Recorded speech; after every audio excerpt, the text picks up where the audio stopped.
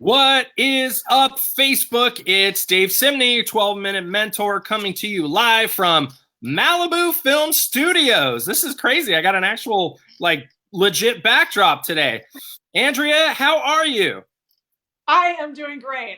We are here. We are together. We can hear each other. Awesome. We're ecstatic that we just figured this out, but we are connected and we're live and we're in it to win it. So today, let me just prop you up a little bit. So we have the one and only author of the book Go for No, which is just been around for a while now, and it's created massive momentum. It's inspired thousands of people, and at this point, it's even been a little controversial, the whole message. But we're going to help you do today is we're going to have a talk with Andrea, who has an incredible background. I'm excited for you to hear her story, and we're going to tell you why you need to hear this message. So before I bring Andrea into the conversation, I just want you to know, like and share this. If you find value in content, we're going to be raffling off a free signed copy of her book, Go for No. Super excited. Hopefully you have that with you right there. Boom. There it is.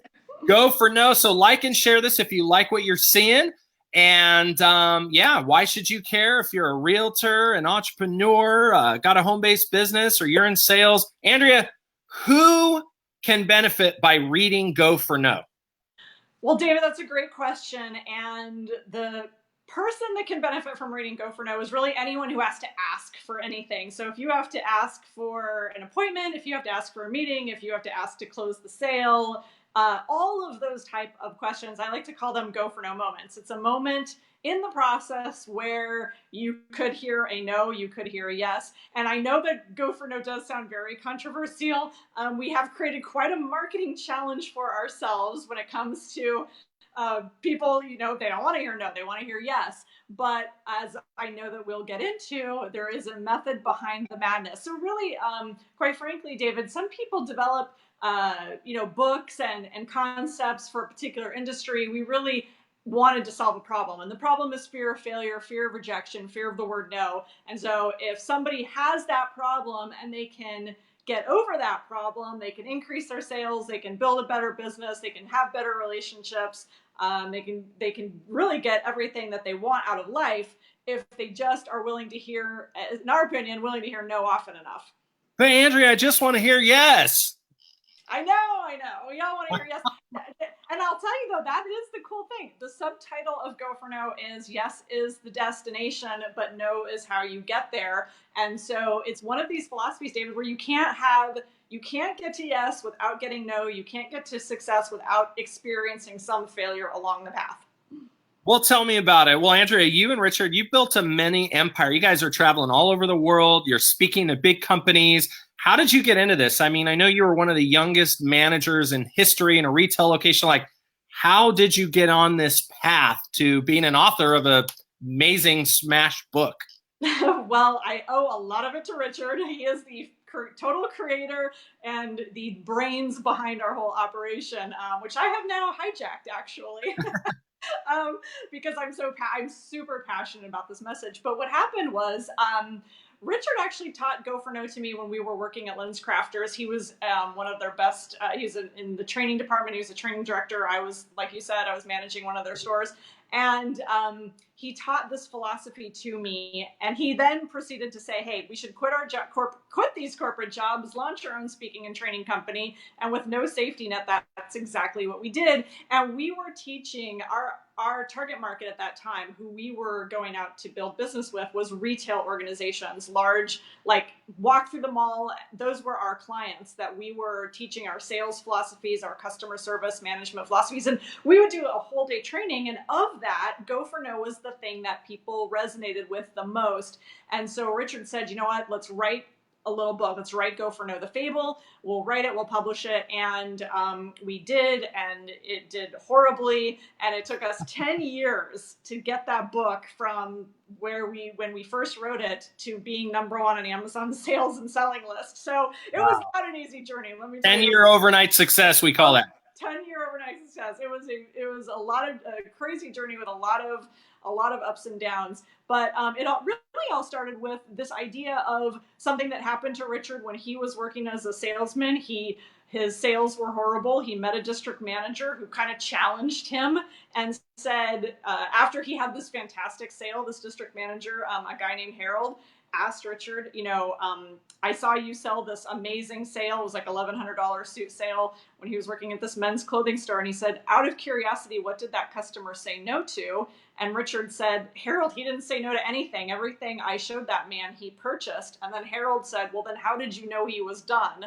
And pointed out this very specific thing to Richard in that moment was, your fear of the word no is going to kill you. If you could just learn to get over that, I think you could be one of the great ones. And as Richard likes to say, and he says this all the time, he says, I didn't know if I had what it took to succeed, but I knew I had what it took to fail. I could fail more. I could hear no more, right? I could show more products and services, have more people tell me no, but in that process, have more people tell me yes. And that is the fundamental philosophy. And David, I have to tell you, I thought I was a superstar salesperson. When I heard that philosophy, I thought I was so great. And then I had to get honest with myself, and I realized I didn't like hearing no either. I mean, I had to be honest and say, gosh, I'm like a people pleaser. I want people to love me. I don't want to hear no. When I started to have the courage to show more products, hear no more often, I was getting yeses, but I was always doing it in the customer's best interest too. So, I want to parlay to that, but I want you to show the copy of the book if you can. For anyone that's just joined us, like and share this for a chance to win a signed copy of Andrea's book, Go for No. So, all right, if you're coming in live, make sure you tag somebody. I'll tell you what, if you tag your team on this, I'll enter you also into the raffle, and if you share this live, because there's a ton of value here. So, Andrea, what are some of the philosophies that are taught in your book and how you can overcome that fear, and how, because I think that's probably one of the biggest things we talk about, that anxiety and fear that everybody associates with the word no. So what are some of the take-home principles that people can really, learn in your book? Right. Well, the first thing has to do with how you really view failure. And I know that sounds crazy. Like, what does failure have to do with this? But one of the things that we teach in the book early on is this new model of failure and success. And kind of the old model that we've all been operating with is where we are in the middle.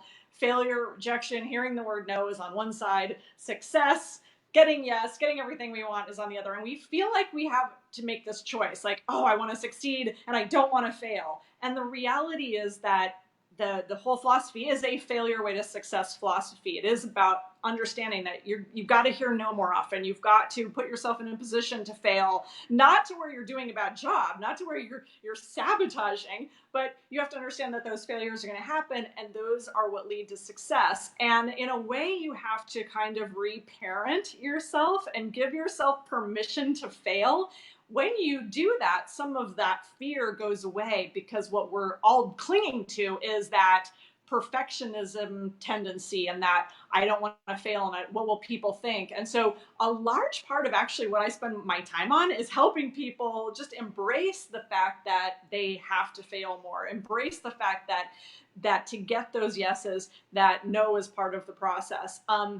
And so the question about fear is really interesting, because when you can embrace that model, that reprograms kind of some of the fear. The other thing, though, is that fear is, it's biologically wired into us. I mean, it is biologically wired into us that we don't want to be kicked out of the tribe. We want people, that we are social creatures. And so, run away from lions and tigers. Yes. But here we are with all this great technology and all these wonderful things of today's world. And we don't have to have that same, the fear is not the same. The fear doesn't serve us. And in fact, the fear thinks it's doing a helpful job by protecting you, by saying, oh, don't take that risk. Don't go talk to that person. You might fall on your face and look like an idiot. And we don't want that, because you could get kicked out of the tribe. Well, that's not going to happen now, right? So it's this constant reminder and stepping away from your emotional reaction and what you think people are thinking about you, to kind of remove those fears so that you take that risk. When you take that risk and you survive, that helps, because it's a message, and you do that enough, and you start to numb yourself to no, and you start to understand that all those things that you feared were just projections of your mind trying to protect you. We hear this all the time, David, it's cliche, but it's so true. Until you take action, that's when you really understand that, because you take action and you survive, and you see it and you feel it. that's why the action is so important. So it really is a psychological, they say, I just read The Power of Habit, which was such a good book. And they say it takes about 3 weeks to really start developing a habit. Is there a time frame associated with this kind of retraining of your brain to say it's okay to fail or it's okay to get no? Or is it about managing expectations? And how long of a time frame do you start to see when people can really get into this? That is such a great question. I see all different kinds. Sometimes people will hear the go for no philosophy and they say, oh, I get it. Hear more no's. If I hear more no's, I'm willing to hear no. I'll get more yeses. That makes logical sense. I'm going to go do that. And we don't need to convince them. They don't even need to read the book, right? They just get it. And then other people will hear it and they'll buy everything that we have, and they listen to everything that we create, and there's such anxiety around taking that action that it would require literally me dragging them, going to their house and dragging them, kicking and screaming. So there's these two opposite ends, and then there's everyone in the middle. And I think what it is we all kind of fall back into our old patterns. So to answer your question, I do a 21-day challenge. I've done a 30-day challenge with people to get people in the consistent habit. And that tends to help, but it is easy because I've heard from people over the years after sharing Go for No that they love it and they do it and then they fall out of the habit, like we all do, right? You order one pizza and then before you know it, you forget that you're not supposed to be eating carbs. It just goes. I fall out of the habit of shaving quite a bit. So there you go, right? We get out of that habit. Those habits are really important, and that's why the consistency. So one of the fun things is if you could get one no a day extra, like one, if you went out of your way and you said, I'm just going to ask one extra person, I'm going to try to have one extra conversation, I'm going to ask for one extra thing, and you got one no a day for 365 days over the next year, how would your business look? Like what would happen? How many yeses do you think that all those no's, just a little bit every day, would produce? And so to me, that consistency and that little bit of effort, kind of that slight edge, would make a big difference. Now, I love that philosophy of the challenge, the element. If you said a 21-day challenge, that'd be one no a day. That'd be 21 conversations or presentations or, contacts that you're making. Wow, that could skyrocket your business. I mean, that many conversations, even in a 1 in 10 scenario, you're going to be getting at least 2 to 3 people say yes to you in that equation. So I love the idea of doing a challenge. Now, Andrea, you and I are doing a brand new technology platform here today. Hopefully it's working good. I think we tried, how many times did we get said no to on doing this interview? Oh my gosh, it was like the gods were conspiring against us, but you were incredibly persistent, incredibly. I think we literally have tried 4 to 5 times. Yes. And then we tried 4 or 5 different things. And I think on our 1 in 10 is our ratio. So we got no 9 times. Now on this new platform, I don't know if it's going to cut us off in 20 minutes. So if we make it past the 20-minute point, we know we're golden. But in case it does, tell me like where people can get your book. And again, I want to remind everyone, if you're sharing this message and if you're tagging your team, we're going to enter you in a raffle, a signed copy of Go for No. So where can people take this like no quotient? What's that about? And yeah, I want to know what my no quotient is. I think we know in our lives, but go for it. Yes. So on goforno.com, so it's GOFORNO.com, and we have the little no quotient quiz there, kind of halfway down the website, a little red badge, and it says no quotient. And it's not a super scientific quiz, but it is a quiz to kind of help you determine where your mindset is. Because you see, David, a lot of us have been taught and trained. And by the way, I mean, if you want the book, you can get it on Amazon, but wait until see what happens with the raffle. But we've all been taught and trained to avoid failure, all of this baggage. And so that is all designed to, the no quotient is really designed to help you identify where your current mindset is, and then to start implementing some of these Go for No strategies, specifically like, hey, can I hear an extra no every day for the next year? Implement that strategy and then see how your mindset changes on the back end.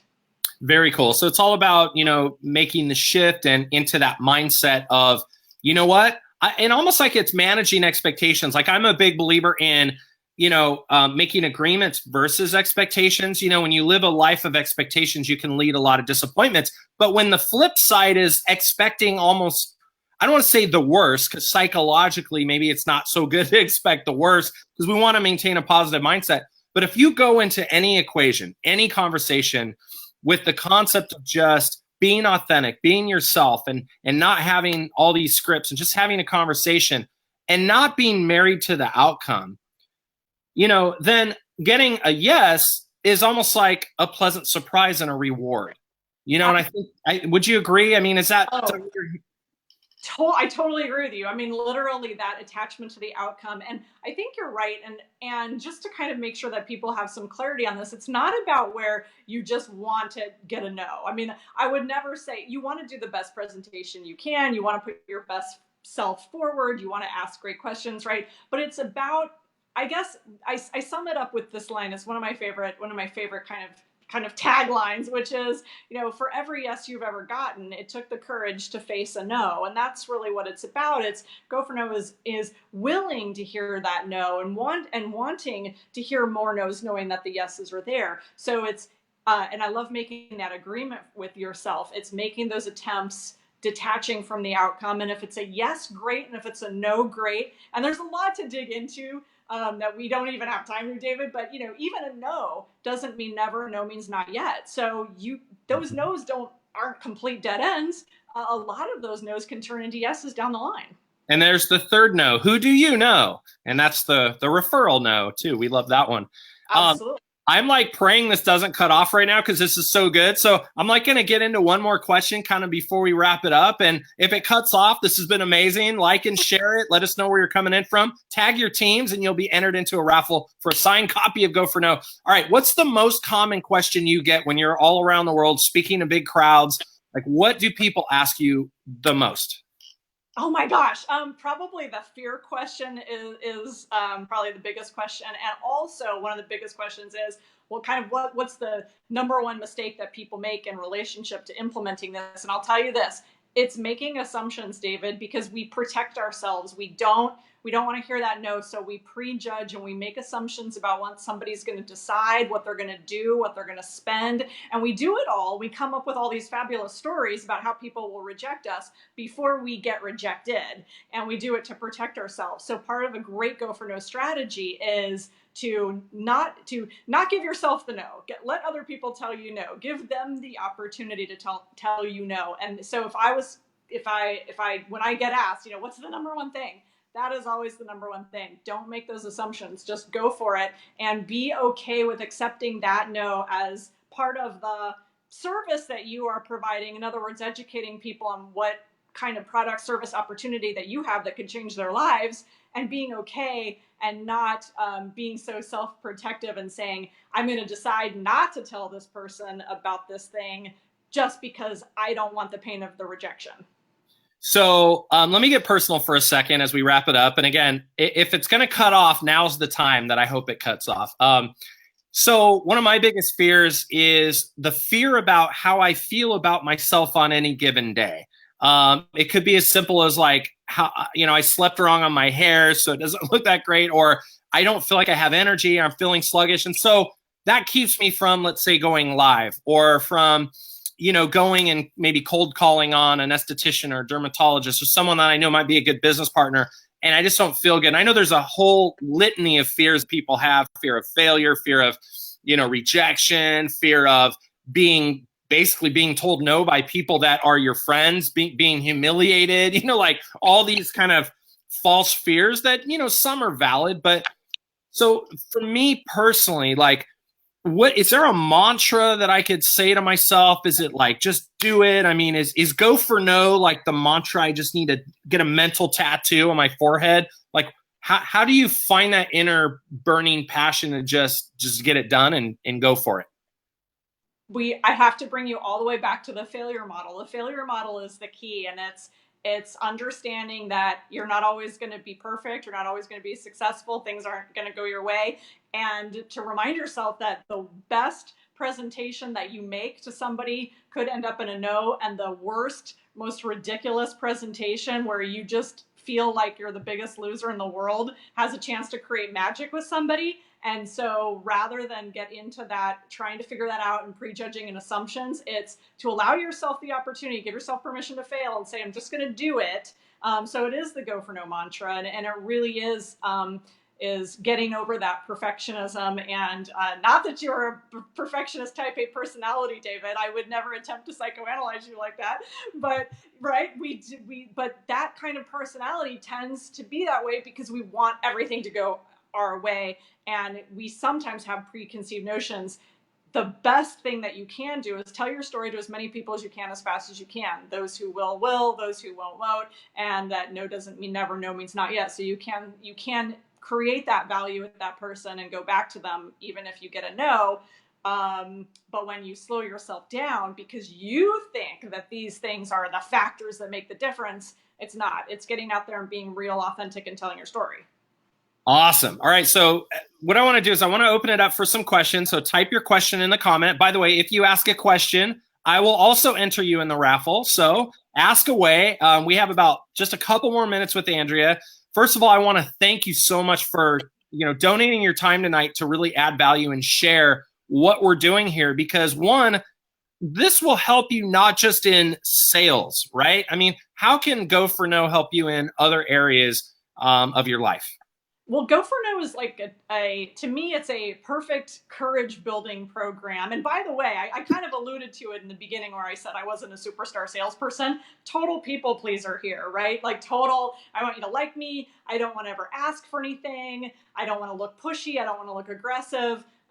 Go for No is never about manipulating anybody and into badgering people or having people, do something that they don't want to do. It is about having the courage to ask. So from that standpoint, from a life philosophy standpoint, I think it's a courage building program. It's a program where you understand that in order to make progress in the areas of your life, sometimes you have to ask people for things. Sometimes it's some very simple things, and we still have this fear of what will they say, what will they think, and being able to stand in your truth, so to speak, and ask and face that potential no, but understand what the purpose is and what is your why behind it is a total life philosophy. I tell people all the time, practice everywhere you go. Practice going for no on ridiculous things, right? If you're at a chocolate shop, ask for a sample of chocolate if they're not giving them out. Ask for an upgrade at a hotel. Ask for things that don't matter so that you can get turned down potentially. Maybe you'll get the chocolate. That would be great. But maybe you'll get turned down. But you see, I survived that risk, and so that's courage building. If you don't ask, you don't get. I love it. Well, we have a ton of questions, so we're gonna bomb through these. So, all right, first question from Dee Dee. Why did you write a book on this topic? We were super passionate about the message because it was the thing that everyone loved, and I guess we just felt really called to do it. And Richard wanted to, he was the one, he said, I want to write it as a fable. And I said, oh my gosh, do not do that. That's a really stupid idea. And as it turned out, it was the most genius thing that we could have ever done because the story is an emotional one. It grabs you in and also teaches the lessons along the way. Well, people love a good story. My bud Ed Wilkinson says, I'm a fraidy cat. Will this book help? Oh my gosh. Absolutely. Because we want to reprogram the way you think about failure. And that's the beginning to get you to take action. And that's where the fear reduces. Love it. All right. Thank you, Ed and Dee Dee. Judy, she says, did you know I teach this concept to new people? Well, no, I didn't. And that's great. In fact, that is part of that's a good point you bring up, Judy, is like, anytime you have someone new that either joins your business or a new salesperson in your organization, whatever type of business you are, this could be a really good thing. Do you do a lot of like corporate type training, or is it all direct sales and stuff? We do everything. We've done insurance, we've done financial, we've done direct sales, I've had actors, and lots of actors actually tell me that they've read Go for No, because I really, if you think about acting, it's part talent, but it's also the person who's tenacious, who's going out there auditioning over and over and over and hearing no is going to win over the actor who's sitting at home who just can't bring themselves to go to an audition, even though they could be the next, right, Tom Cruise, greatest Shakespearean actor on the planet. If they're not out there demonstrating their skill, they're never going to get hired. So really, it's for everyone. And I love that she's teaching new people, because I feel like people need to be inoculated. They have to inoculate themselves against the failure flu, which is just not that it's doom and gloom and you're going to get tons of rejection and it's going to be horrible. It's preparing people so they have an awareness, so that when they get a couple no's, they don't think, oh my gosh, I'm terrible at this, I'm not going to succeed. It's, oh, that's right, they warned me that this could happen and that this is part of the process. I'm on the right path. I'm going to keep going. Such a great point to set that expectation, because I've seen so many people come into a new business, especially our business. We have a liquid collagen business and we market clean living products, and, it's all from your cell phone. It's really easy. But the first time they get that rejection, somebody ignores them, or they get that no from one or two people before they even know what they're doing, they get told no, they just shut down. They join the witness protection program. You never hear from again. It's like, it's such a challenging scenario. So if we plant that seed early on, like, hey, just so you know, it might take 10 people before one person says yes, and that's normal. But heck, if you get 1 in 5, you're like above the curve, and you don't know how it's going to go. And some people will tell you straight out, like, hey, I can't handle that kind of rejection. It might not be the right business. And then maybe you wouldn't spend hours and hours and hours if they told you right out of the gate, hey, not the right business for me. So I love that concept. All right, we're going to wrap up with one more question. If a person tells you no, how long is it recommended to wait to approach that person again? In other words, how quickly should you follow up with people that tell you no? Oh, great question. Depends on the business. But my recommendation is to definitely get permission. So if they tell you no, you could take that opportunity to kind of dig in and find out why. Not in a pressure-filled way, but kind of a curious way, like, oh wow, I'm surprised, or what was the thing that you didn't like about the product, or that you're hesitant about? But if they say no and you just want to follow up with them, get that permission and say, hey, would you mind if I check back with you in a few weeks, a couple months, whatever you feel is appropriate for your business. A lot of times I always like the line to see if anything's changed. So change in people's lives, maybe 3 months is kind of that perfect time, because not a whole lot changes in 2 weeks, right? But people's lives can change pretty radically in 3 months. And 3 months down the line, they may be ready for your product. They may be ready to make some extra money. Absolutely. And if you took them off your list and then they're gone forever, not just 3 months, and, everyone's in a different season of their life. So I love that. And I love what you said, is this no, not now, or no, not ever? Does this mean no forever? And sometimes people would like laugh at that. Oh no, I mean, sure, and you get that permission. Another great thing is, in our business, we have like groups where you can say, well, hey, would you mind if I add you to our private group? And then, if things change or whatever, and now you're asking permission, you're not like spamming them or anything like that. So I love that. And then finally asking for referrals. That's always a good one. Oh, totally. And you ask for permission, you have another attempt to get another no. You ask for referrals, another attempt to get another no. And if the person says, like, leave me alone, never talk to me again, then that's a great no too, and that's okay. And we have to just value people's differences, and the fact that, hey, if it's not for them, it's okay. It doesn't. You don't seek your validation in every yes, because if you do, it can be very disheartening. Just be okay with that person. If it's not for them, it's okay. Well, and it's also okay to say no. And I've delivered those kinds of no's as well, too. And it's better to have somebody tell you no, go pound sand, and never want to hear from you again. It's almost better than to string somebody along if they truly have no intention to buy. I mean, how many times have we been in a sales process with somebody that asked all these questions, then you never heard from them again? I just had an experience like that where this person went to 4 or 5 different people and yanking their chains and, hey, you're not responding, and just being very combative. And then I got back to this person. I stepped in and got them all this information. It was like crickets. Never even an acknowledgement of like, hey, thanks for taking all this time to put it together. So someone like that is going to suck up your vortex of like human energy sucking vampirism. And it's better not to waste your time, right? Right. Absolutely. And I think we all have to practice saying no in respectful ways. So we all kind of communicate as the best we can, and it will make everyone's life better. Love it. Well, Andrea Waltz, goforno.com is a website. You can go on there and take the no quotient. As we told you, for anyone watching the replay, hit replay and share and tag. And I think let's give it like 72 hours maybe to generate some momentum before they do the raffle. Would that be fair? Yeah. For those of you that like to go live, you're going live because not for everybody that's on right now, but for the replays and the broadcasts and people that hear it and think, you know what, I'd love my team to hear this. So share this out.